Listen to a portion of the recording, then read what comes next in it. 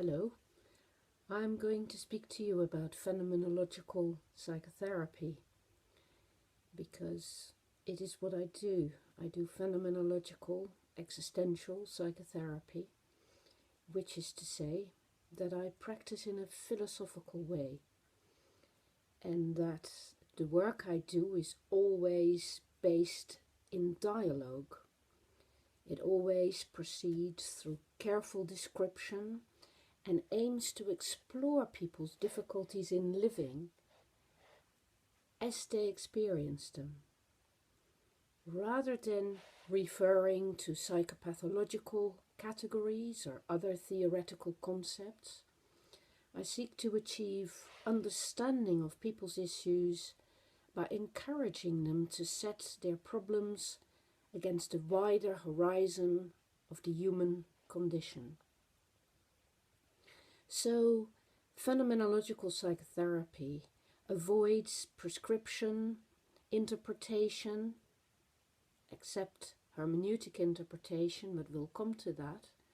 And it avoids explanation, and it always emphasizes certain things about the human conditions, particularly the fact that all human beings are moving from birth to death and are on a path, are on their way towards something, and therefore need to live with a sense of purpose.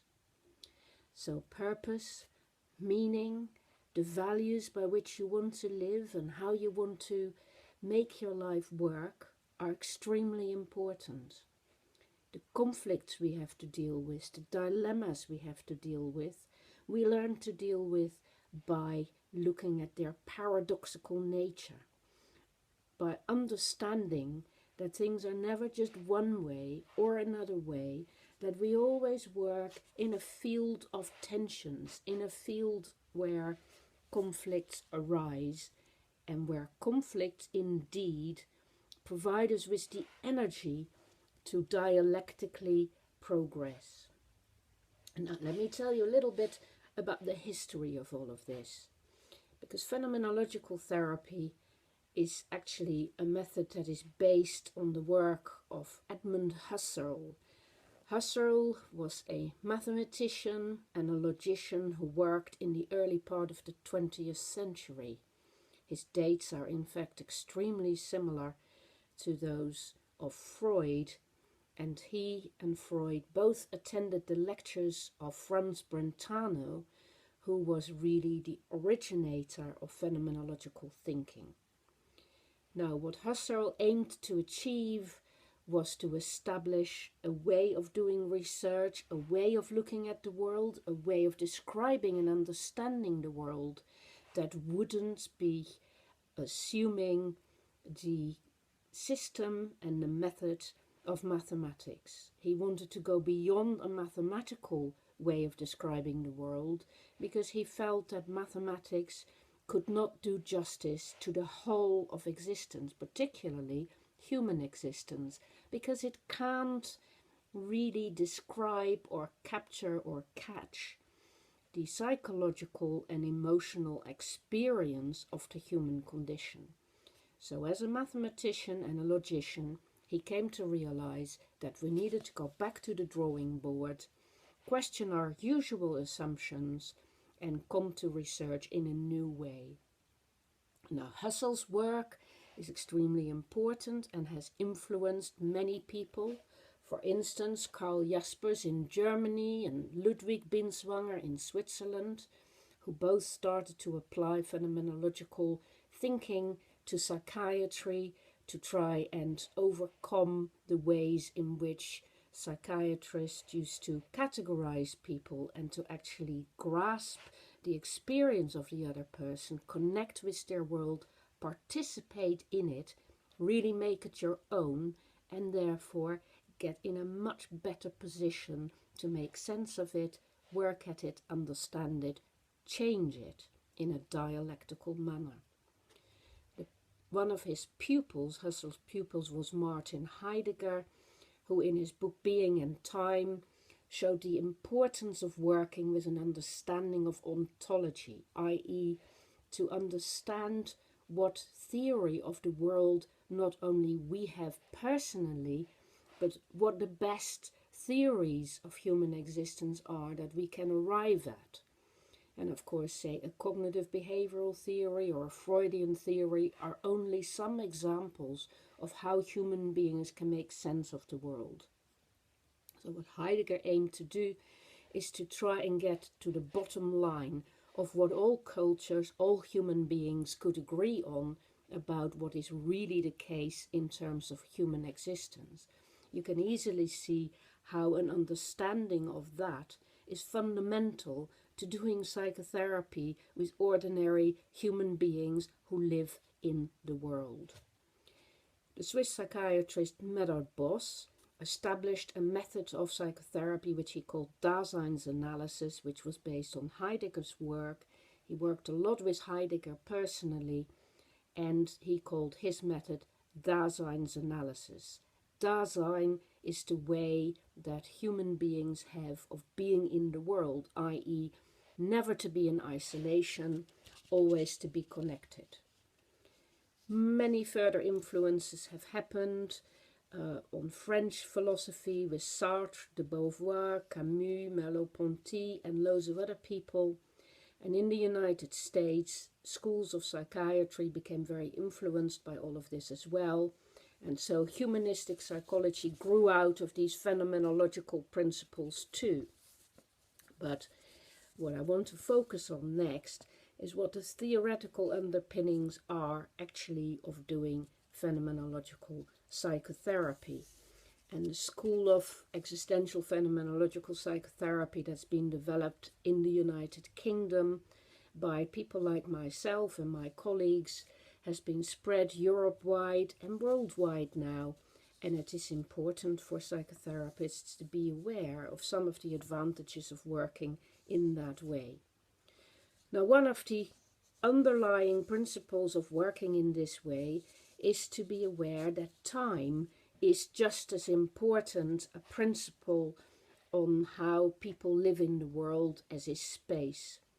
Time, of course, unlike what people often think about existential therapy, is not about being in the here and now, because you can't actually do that. The moment you live, that moment has gone and you're onto a new moment. Time is in motion. It is constantly changing. It is in some ways a process of change that we measure as human beings, but that may be experienced very differently by other entities.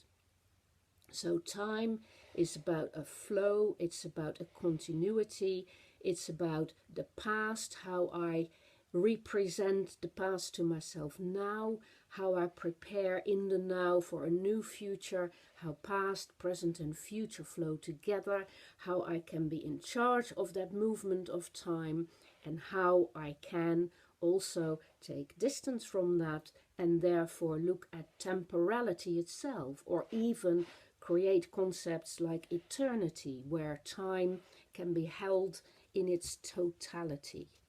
All of those things are important to understand when you work with people on helping them to transform their dynamic sense of who they are, their dynamic self. So from a phenomenological perspective, you would not consider the self to ever be something stable, steady, fixed. It is something that we constantly recreate, something that is constantly in motion, in flow, that is evolving. Human consciousness evolves. It changes over time. As therapists, we intervene in the way in which people change their consciousness over time. We help them take more charge of that, own it more, have authority over the way in which they make sense of their own lived experience. We help them understand the fourfold ways in which they are in the world, physically, socially, mentally, spiritually, how they are with the things in the world, how they are with other people, with themselves, and very importantly, how they make sense of the world through their values in this spiritual way. So the worldview is very important, but that isn't just about a worldview. It is about how you are, your lifestyle, how you connect to the world, how you are in the world, how you are with other people, how you are constantly in dialogue with yourself, how you are constantly assessing the values in the world that you want to live by. And it comes not through the mind only, it comes in a very complex, fourfold, 16-fold way. It comes through affectivity. The way your emotions connect you to the world are the way in which you kind of fall in with the world, or fall out with the world, or are against or with the world. These are all things that you can learn to articulate in language, make sense of, and see how your emotions connect you to your values. All the way through, we use a number of techniques and methods that are based in phenomenology. For instance, those of description, of bracketing, putting in brackets the assumptions and prejudice you would normally bring to a situation, and look again, describe again, and then make everything set against the background of the past, the present, the future, where we're going. We see things in perspective against the horizon of time, and we try to equalize that. We try to get a sense of movement towards something, away from where the person is snagged up and stuck, back into the flow of life, back into recreating existence in an active, engaged kind of matter. So directionality and purpose are always part of phenomenological interventions. Where's the person going? Where have they arrived? What is the purpose? What is their project, as Sartre would call it? And what are the perspectives on their situation and their engagement with the world that we can generate together with them? This we do in dialogue. The dialogue is essential because it is only in dialogue that you can come to a dialectical understanding of the world, that you can set one idea against another, put them together, synthesize, and go beyond and transcend where you have been up to this point. We do hermeneutic interpretation rather than theoretical interpretation, which means we follow the system of meaning that the client holds dear, that the client lives with. And so we look at how the pieces of the puzzle fit together in the client's world rather than in that of the theoretical books that the therapist is enamored with.